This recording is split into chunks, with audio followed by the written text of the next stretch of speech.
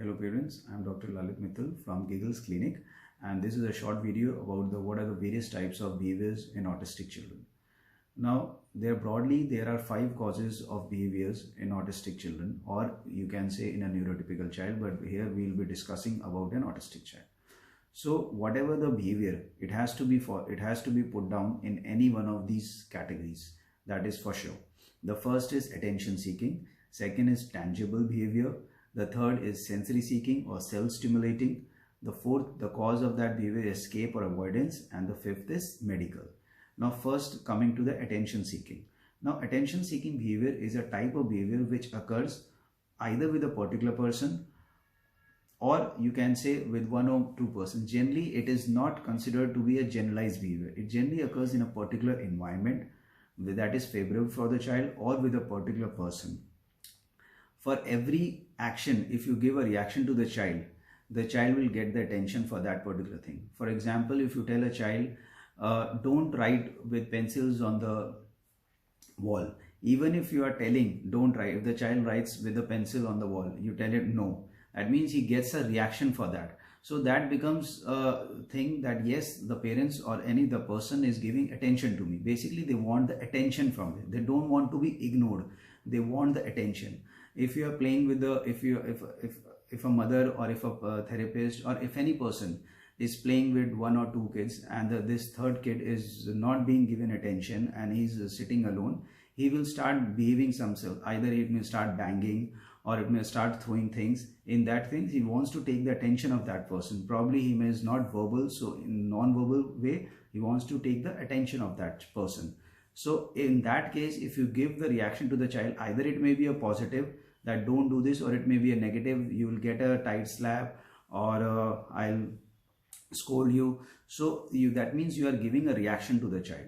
So that will be the attention seeking behavior. So what is the best strategy in that? Always try to ignore the situation as far as possible. Don't give eye contact. And if it is not possible for you to ignore the eye contact, ignore the situation, or don't give the eye contact, the best thing is go away from that area. So these are the basic 3 things, fundamental things which we have to follow in order to approach towards an attention seeking behavior. That is, avoid eye contact totally, don't give any reaction. That means you have to ignore it completely and walk away from the situation. And generally we have seen, if you walk away from the situation, the child will keep on peeping like this. If the person is looking, he will again doing like this. He will start doing the same behavior again because he gets the reaction for that. So these are the 3 basic things which you have to follow. Avoid eye contact, ignore the situation, and walk away from the area. The second is tangible behavior. Now tangible behavior is a behavior which generally occurs for a particular tangible thing. Now that tangible thing can be in the form of a toy, it can be sweets, it can be chocolates, whatever tangible thing the child feels towards that or attracts. So the best thing for that is that you don't have to fulfill that demand. Try to avoid that. If you know that this tangible thing is not good for the child, or it should not be given to the child, then you should be strict on that. It should be no, it means 100% no. It should mean business to the child, but it should be firm and polite. The command should be such that it should be firm, polite. It should not be in a joke, and that firm and politeness should be looked onto your face. And it should not be in the form of a joke. Beta, don't do like this. Then it will be a more of a joke with the child. So it has to be a firm and polite, and there should not be any, you can say, there should not be any negotiable. It should not be negotiable. If you have told no, it should be 100% no. So this category is tangible behavior, when a child shows behaviors towards a particular tangible thing. The third one is sensory seeking, or we call it as self-stimulating behavior, or we call it in simple words, you can say stimming. Now this is the most typical behavior which occurs in autistic children. The peculiar characteristic of this behavior is that it is involuntary. The child doesn't have control on this type of behavior. The child may show rocking head banging, or may show to and fro rocking, or the child may show hand flapping like this, or like this hand flapping. So these type of behaviors are called as self-stimulating stimming behaviors. These basically occur because they enable the child to satisfy their demand. They feel relaxed, they feel calm, they provide a sense of calmness to them.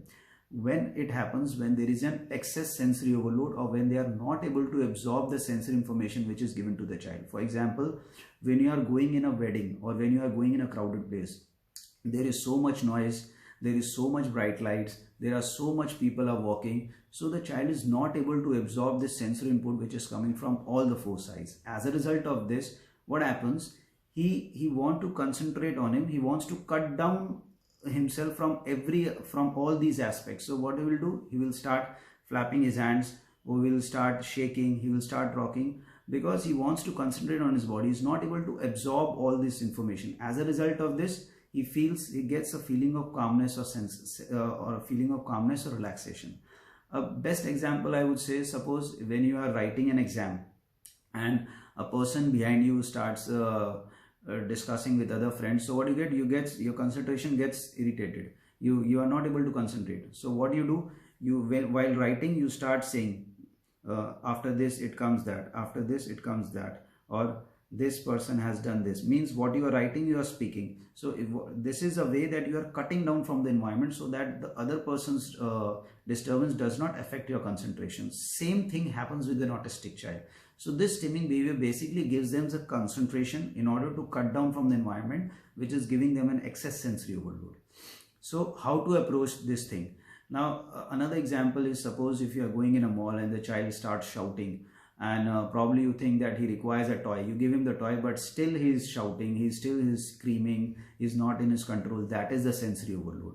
What is the best approach for that? You go to that is what we call timeout. In timeout, what you have to do, you take the child to a relaxed area where there is no one, give him a tight hug, talk to him politely at the level of his, by sitting at his level, take his eye contact, give him a hug, and give him time. Don't start screaming, don't start explaining everything, give him time.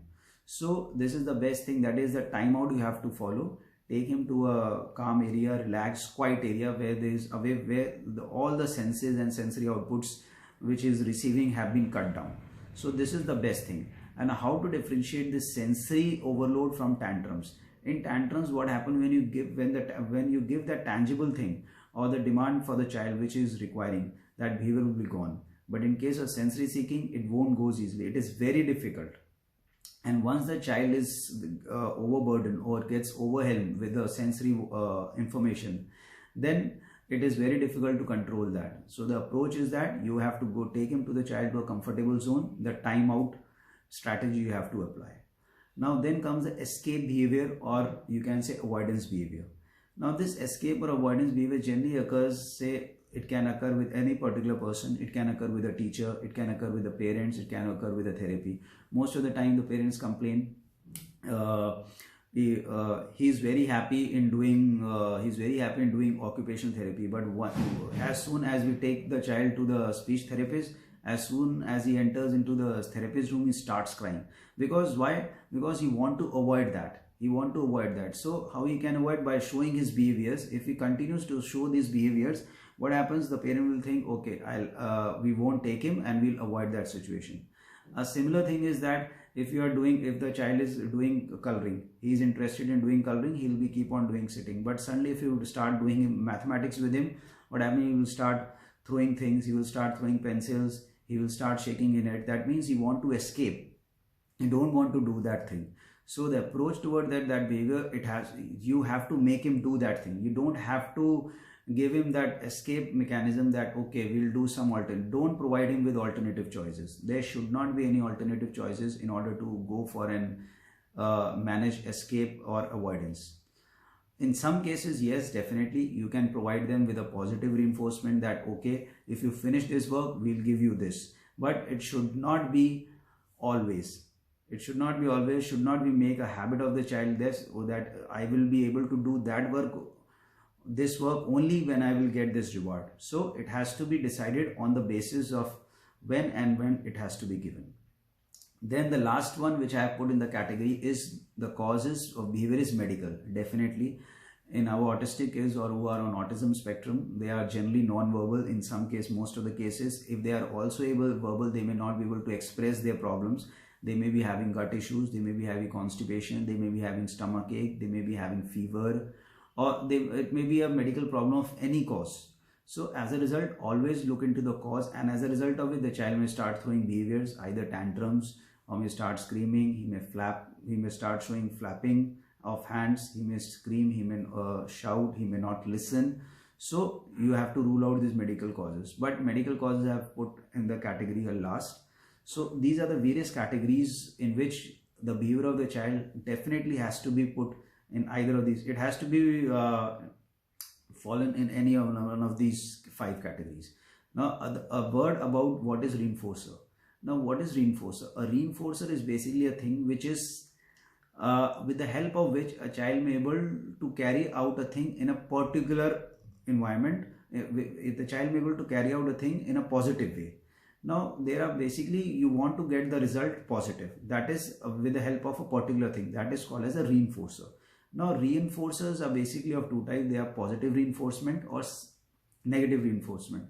Now there is basically a misconception about negative reinforcement. Negative reinforcement, we say generally that we should not give the child with negative reinforcement. Negative reinforcement, generally it is considered like, suppose it's basically a misconception that negative reinforcement generally considers that you should not give the child any negative thing so that his negative behavior is promoted. No, it is actually a wrong misconception.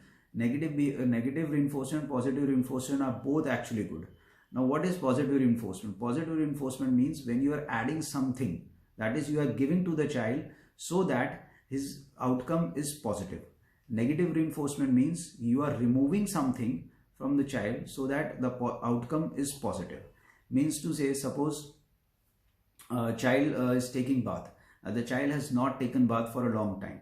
Suppose if I give an example of a particular child who is very fond of taking bath regularly, and in the summers if you have not given him baths for say 1 or 2 days, so he gets very irritated, he starts showing behaviors. So as a result, if you take him to the shower, that his behavior, he settles down, he feels relaxed. Why?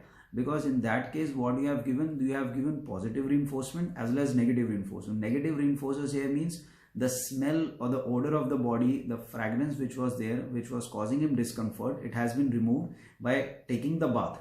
So you have removed that fragrance or the negative odor from the body, the smell. So that part has been removed. So it is, you have the removing of the odor is a negative reinforcer. Whereas you have given bath to the child which he has not taken since 2 days. So giving bath to the child has been added. So it is a positive reinforcer. So this is the classical, you can say, a best example to explain you how a positive and a negative reinforcer can be acted together in order to give a positive result to the child. So this was a short video about different types of behavior and which category they can fall. Hope it was